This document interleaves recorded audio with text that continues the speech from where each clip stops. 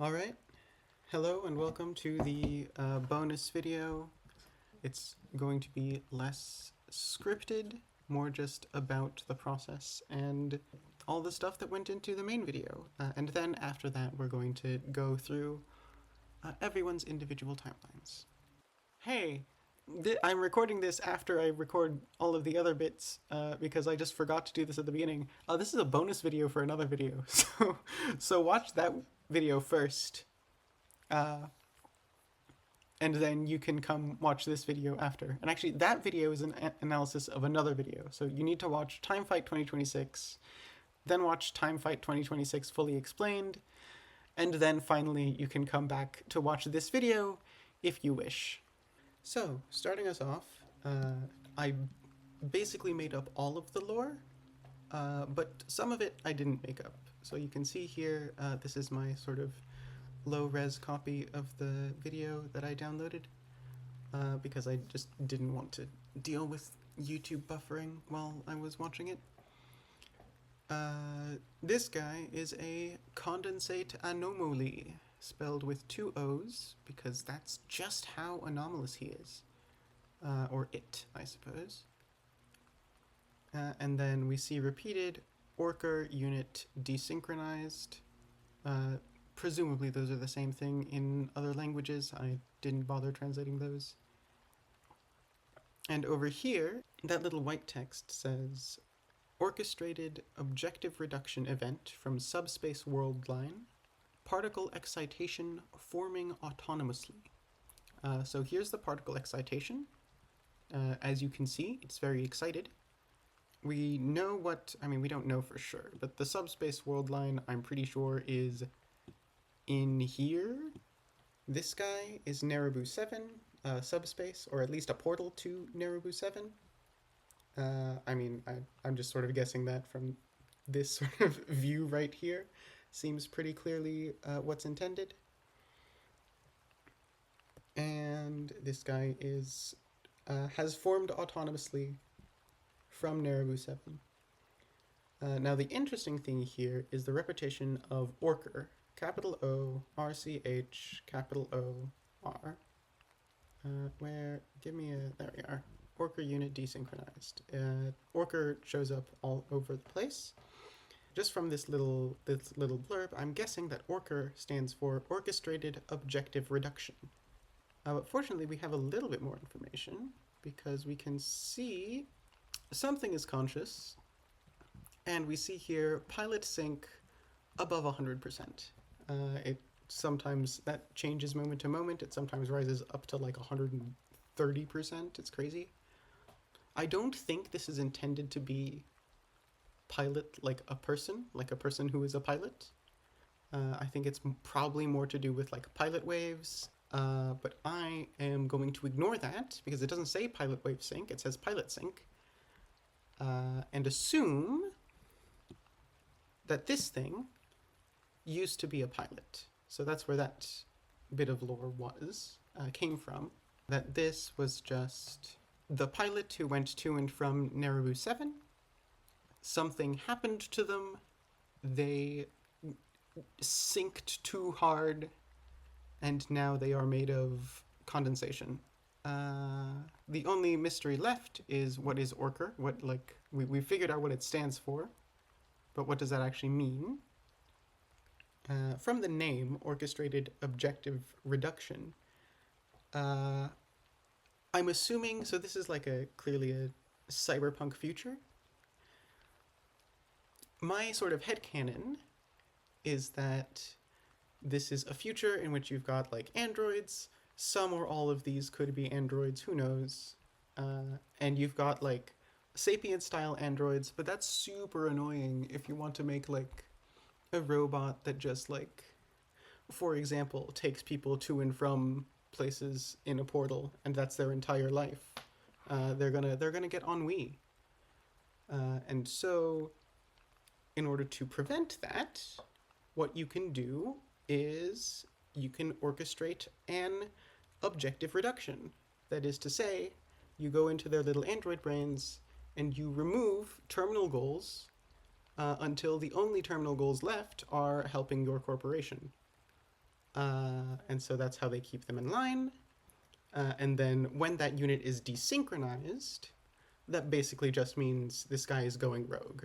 Carluminous Tau Hutchinson, who is the name that I decided for the pilot. Carluminous Tau Hutchinson is no longer just a slave to this corporation, which has a name. I forgot the name. Babalim, there it is. This is Carluminous Tau Hutchinson, who had undergone Orker, thanks to Babalim. Just did Orker to him. The unit failed, and the monster that was once Carl Hutchinson has gone rogue. So that is my headcanon for what is happening.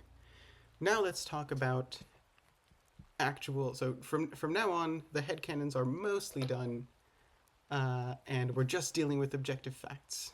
So yeah, watching my video, you might have been like, oh wow, everything's labeled with seconds. Did you go over the entire video 1 second at a time? No, actually, I went over the entire video 1 frame at a time. We can sort ascending. So this is how I got all of my data. I just manually put it into a big spreadsheet, labeling exactly just everything that happened. It took so long. Should I talk about these times first? I want to keep talking about the lore for a second more before we get back to just like the objective brass tacks of the times. 2 things. First of all, my decision to make Hound a separate team from the other 3. So these 3 are in a team, and then Hound was sort of called in over here as like backup. I think that's the only thing that makes sense. I don't think they're all on a team together, because if they were all on a team together, why would you not wait for the only member of your team that is fully armed and good at fighting and just go in on your own, which is what Uzimandias 0, Sax 0, and Minerva 0 do. I just don't think that makes any sense. I think it makes more sense for them to come down here with their dinky little pistols, not expecting a big fight. And then, later, Blue, also known as Hound, shows up in order to actually do the cool fighting stuff. Second thing that confuses people, this tablet, it is not a loop object. And the reason we know that is that if it was a loop object, work with me here, let's pretend the tablet is a loop object for a second. And by a loop object, by the way, I mean an object that was created, that exists entirely within a time loop, that doesn't have a past outside of a time loop. So the tablet does have a past, but let's for a second entertain the possibility that it didn't. Then the tablet would appear here. This would be its first appearance. It would be given to Minerva 1. Minerva 1 would move over here with the tablet, blah, blah, blah, blah, blah. There's no exchange in this hypothetical universe. This is just the same tablet. And then Minerva 1 would pass the tablet to Hound 4, who could go down and travel back in time all the way in to the animmost moment of the animation, and close the loop. But that cannot be the case, because over here Minerva uses the tablet. So if the tablet was a loop object, it would not exist anymore at this point for Minerva to use it to crash the big truck into the time being. So confirmed, the tablet cannot be a loop object, and in fact there are no loop objects. Now let's talk about the spreadsheet. So the way I did this was I just went through the video, writing down notable events and the timestamps that they had. For each iteration of Hound, because the original video follows Hound, I would choose one moment during that time, for example, the door explosion, to serve as an anchor, and then label all other moments in the video until their next time-traveling event relative to that time. And then with that done, all I had to do was line the anchors up. So for example, like ceiling explosion, I could synchronize the time at which this ceiling explodes to the time at which this ceiling explodes. And by doing that, I could get what I called a bulk ordinate, which is just the number of frames since this specific frame, which is defined to be frame 0, in bulk time. So not in video time, which is over here, but in bulk time.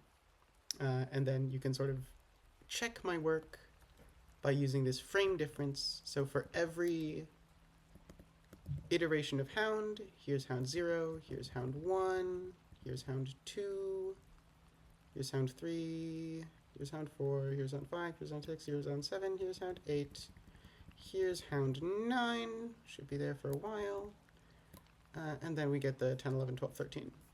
Every Hound gets a segment of the video, and on that segment of the video, there is a specific difference between the frame of the video and the frame of the bulk ordinate, which in this case isn't written down, but over here, the frame of the video is 7504, the frame of the bulk ordinate is 1258, and so the frame difference is the difference between those, which is 6246, and this should be the same for each Hound. And it is. This was basically my checking step to make sure everything did make sense in the end. Now, there were a couple things that were unclear. So, for example, let's do the easier example first. Sax's jump, which I've put in frame 9999, never appears in the video. The Sax 2 appearing in the garage at 2:59 exactly. That should be about here. There it is. This does not appear in the video. Notice that there are no Hounds on screen, but we do know it has to happen at about this time because the elevator takes anywhere between 4 and 6 seconds to go up, and 6 seconds later, Sax 2 is right here, ascending in the elevator to see Hound 4 fly past. And we do know when this happens because we can synchronize it using this explosion to Hound 1 and Hound 3's perspectives. Whew, yeah. And so, almost everything is just objectively true. The one thing that isn't is, let's go through our frame differences. Notice that this is a very round number. That's because I just set it to 10,000. I just set this frame difference to 10,000 because we don't actually have any idea from here, Hound disappears, to here, Hound reappears. There is no way to know how much time has passed with the monster that was once Carl Hutchinson banging against the door. It could be literally seconds. It could be hours or weeks, potentially. That doesn't seem likely. So I just put a big round number in for the frame difference and let that decide. But it turns out, when I put that big round number for the frame difference, emergently, this first moment happened at exactly 2:54:24. And I was like, wait, that time looks familiar because the last frame is 3:01:24.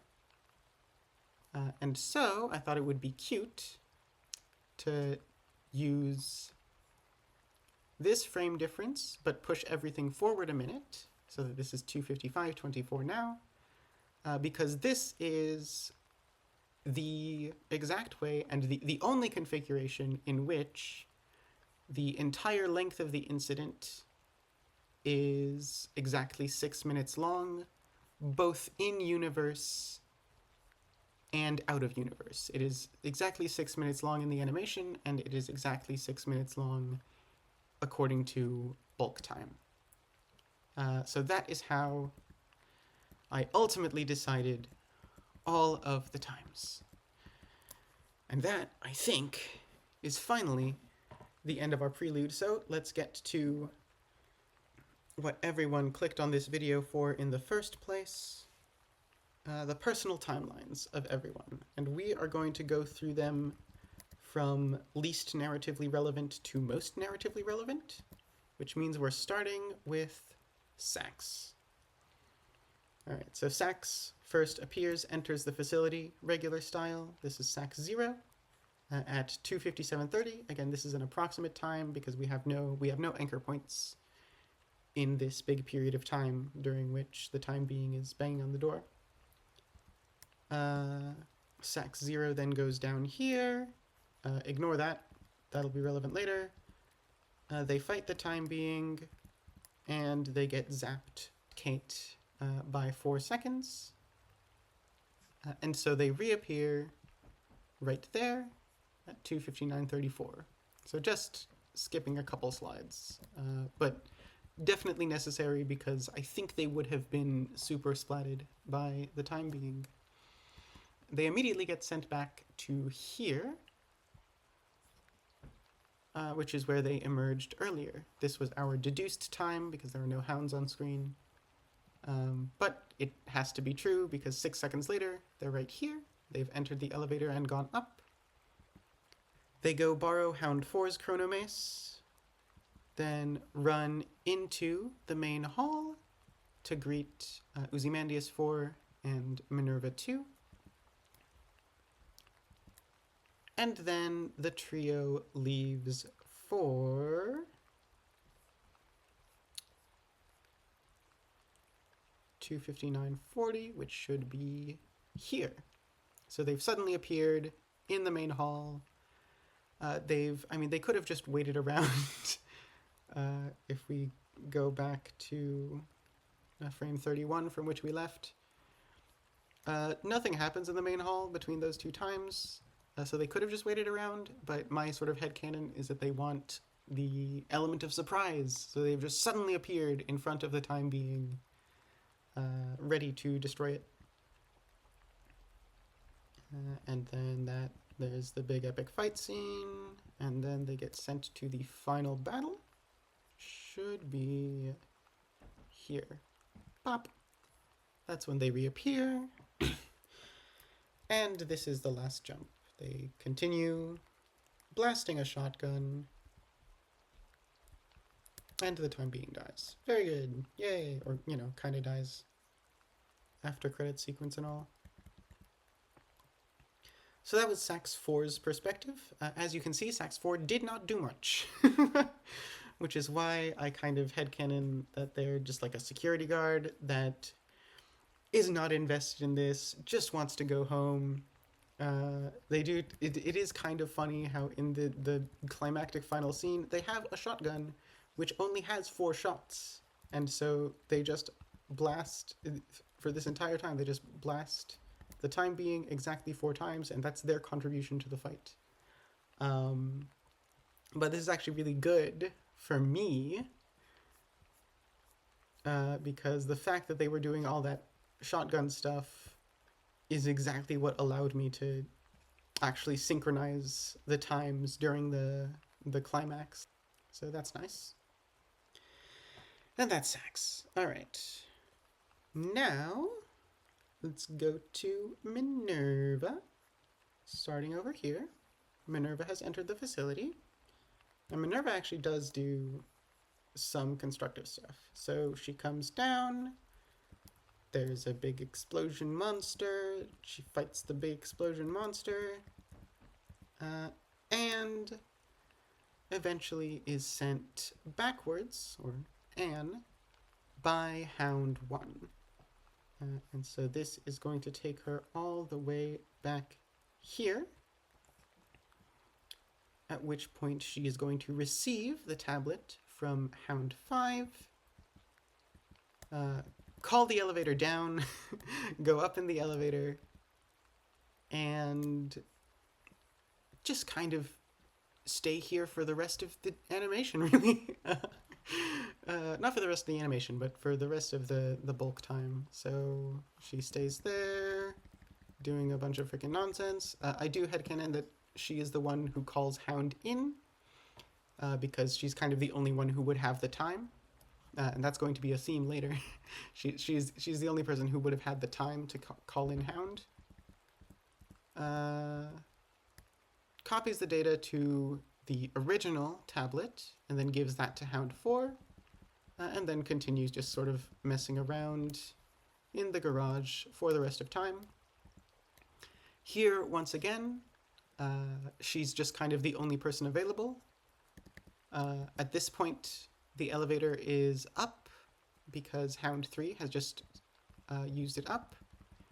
And at this point, the elevator is down because Hound 8 and Uzimandias 3 have to take it upwards. So at some point in between those two slides, somebody has to send the elevator down.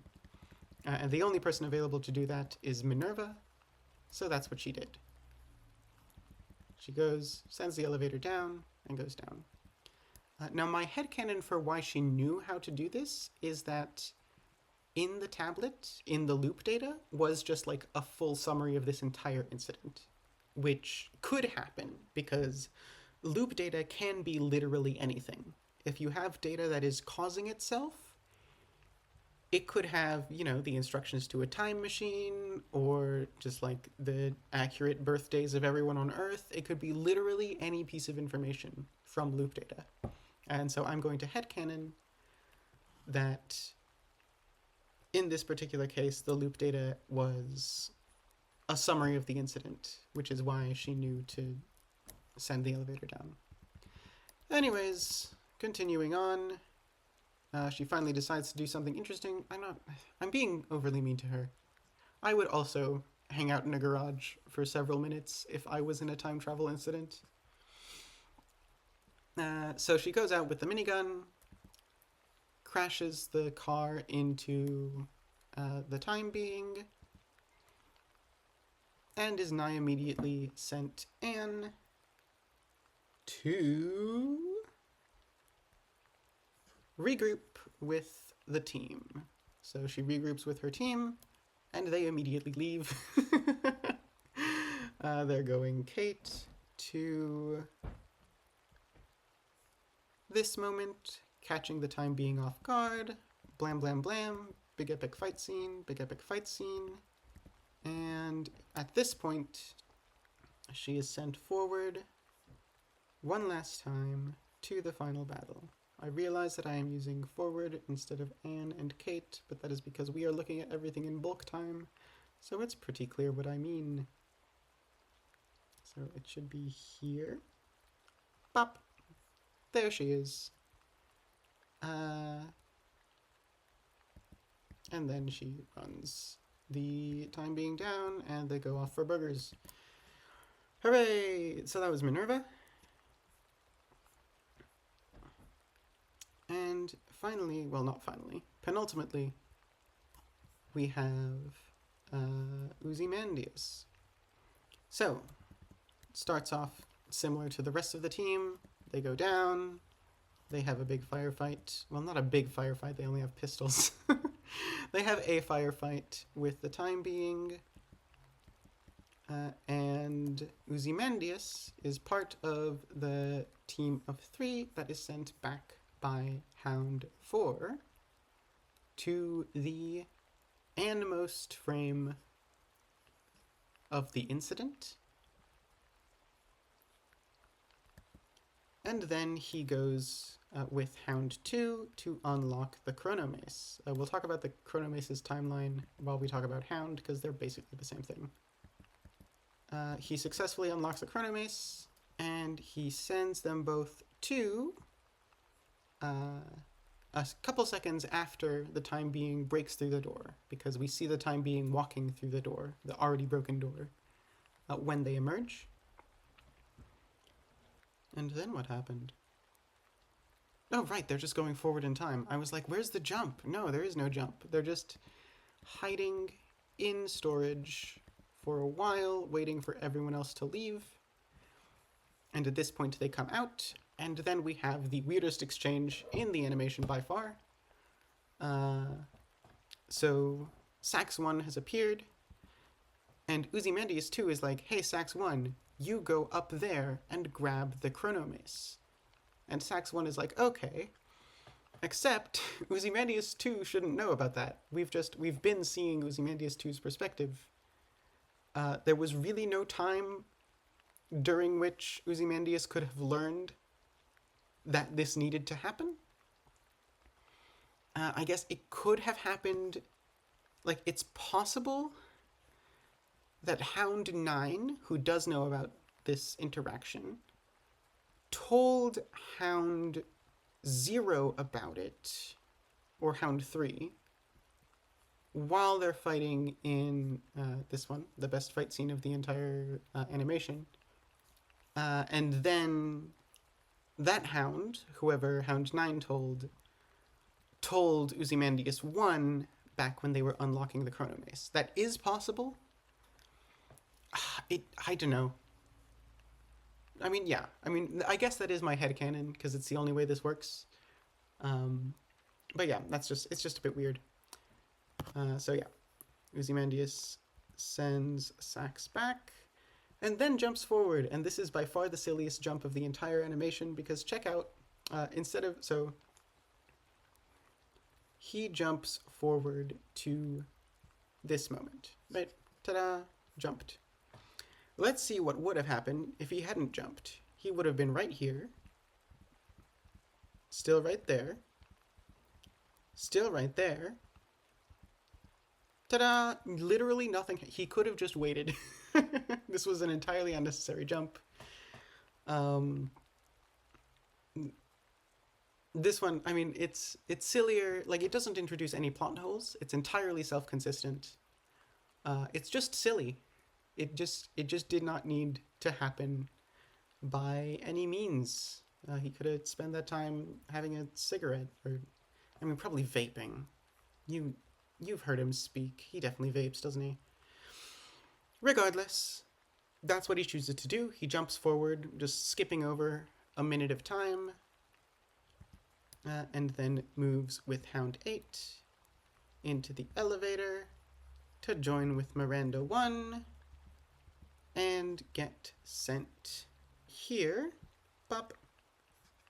There they appear to regroup with Sax 2 and immediately leave for Bop, their surprise attack on the time being.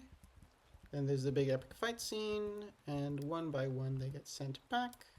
This is Uzimandias' turn, and they get sent to this panel.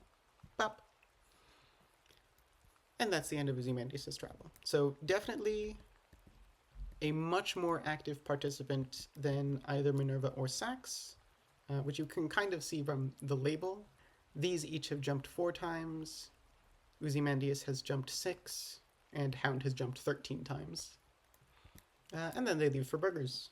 Hooray! Now, to end off this entire bonus video, we will finish with Hound's perspective. That is the perspective of the original animation. This is 2:59:32, which is when the original animation starts. In the sort of, it starts zoomed in on the map of Gate 7, but presumably that's around when Hound enters the entrance. This is your last chance to go rewatch the original video before I explain everything from Hound's perspective. If, having seen both the bulk time perspective, which is also the monster's perspective, and all 3 secondary characters' perspectives, you think you can follow the original video and you want to do it without me spoiling everything, go do that right now.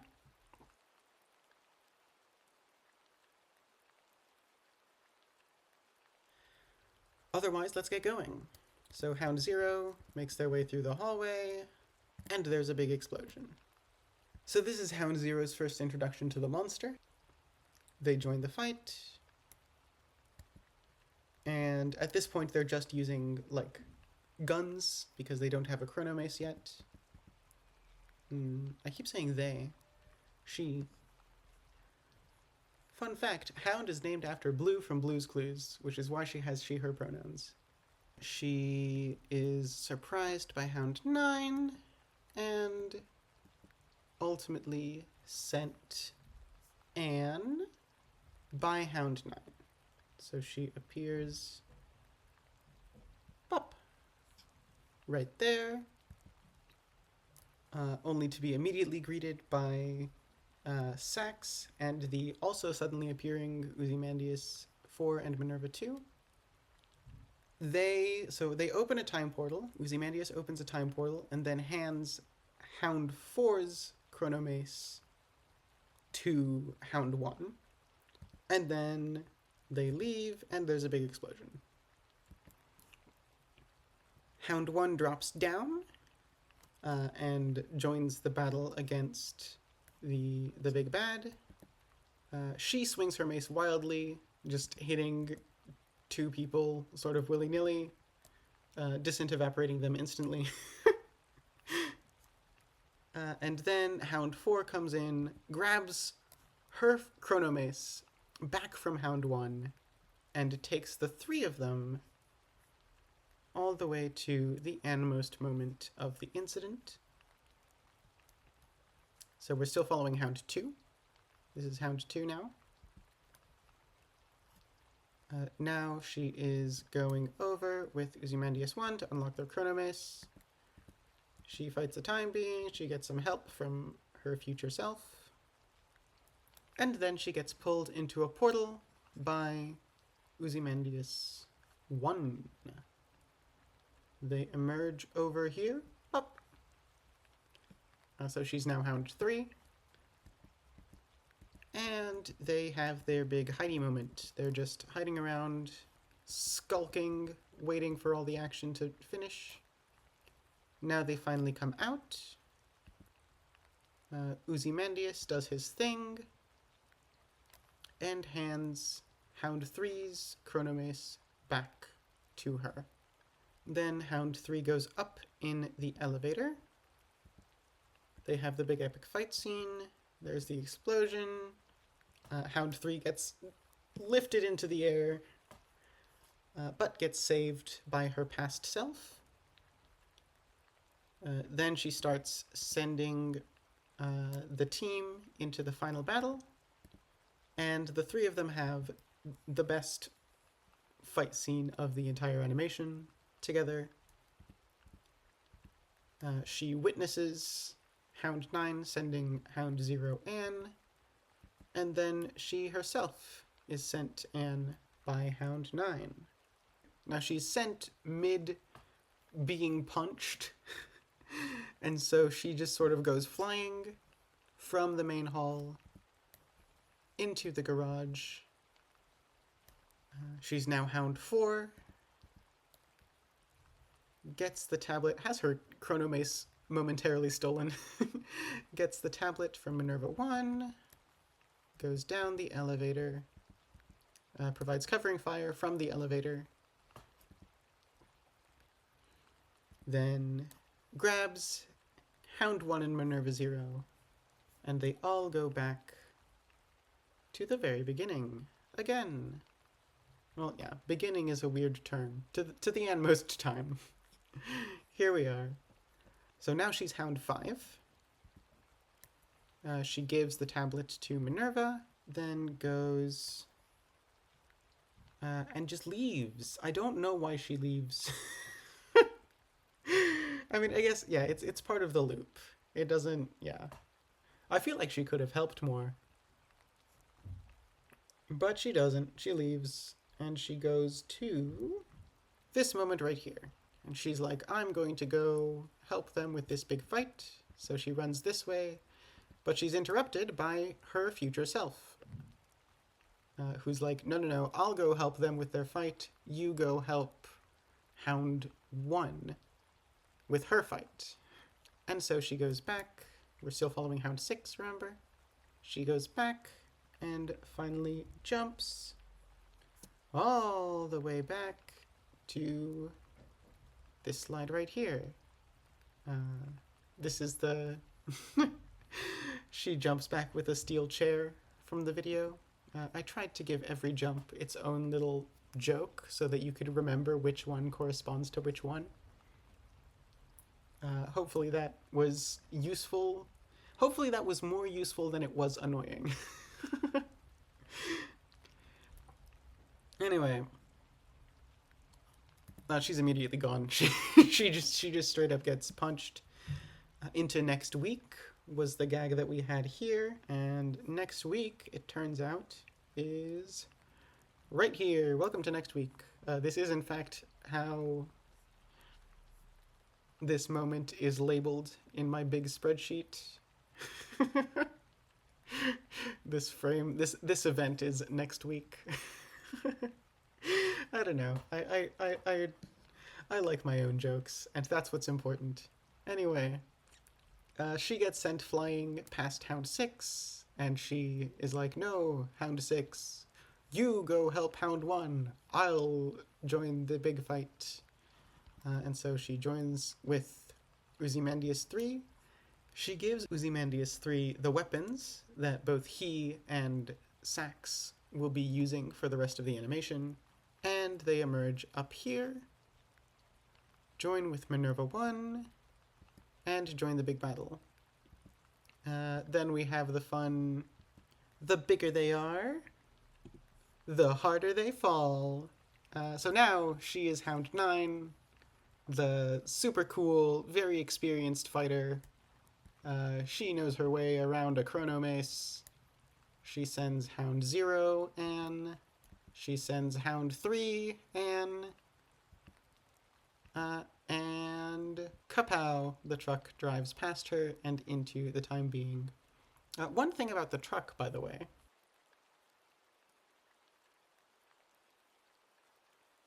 Back to our feature presentation. We have Hound 9. She's going to move forward, beating back the time being, sending these to Anne to regroup with Sax.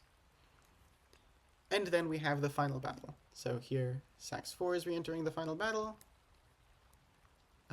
Hound 9 is sending Hound 8 back to become Hound 9, to become herself. Her friends continue appearing.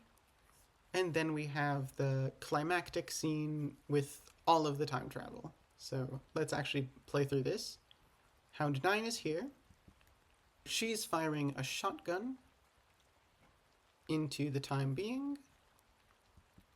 And she does that for a few seconds. And then she goes back again to this moment. So now she's Hound 10 right here. Continues firing a shotgun. Blam, blam. Hound 10 goes back again.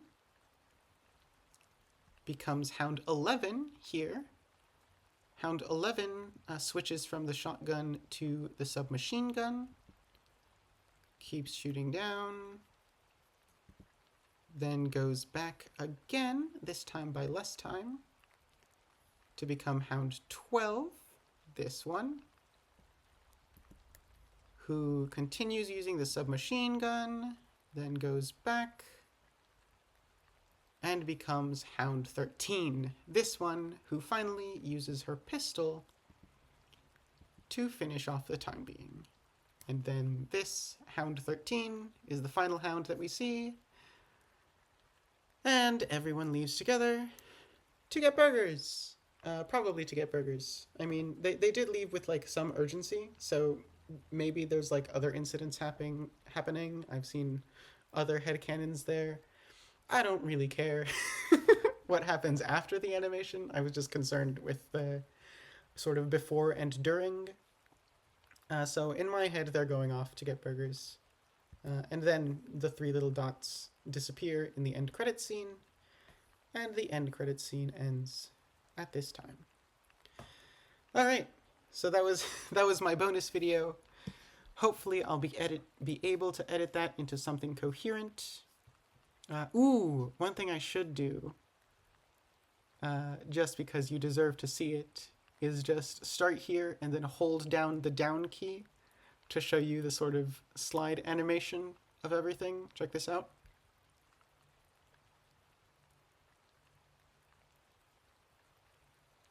Ta-da! That was the entire incident. And from that, you can definitely see that like the monster's POV is the POV that I was taking in my video, which is the sort of bulk time POV. Anyways, yep, that's the video. Thank you for watching. If you have been, I hope you have a wonderful day, and I love you very much.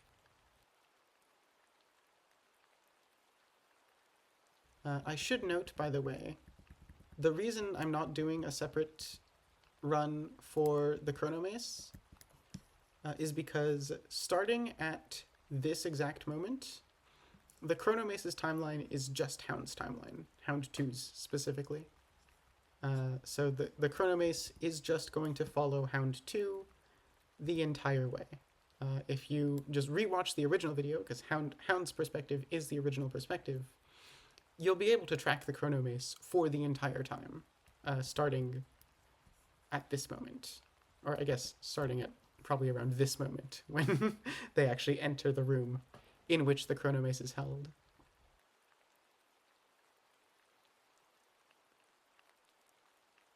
This moment with the truck is the only inconsistency in the video that is visible to the naked eye, or at least that was visible to my naked eye. Because if you look here, frame 6727 of the video is the first frame in which the vehicle makes contact with the time being, indicated by the sparks happening.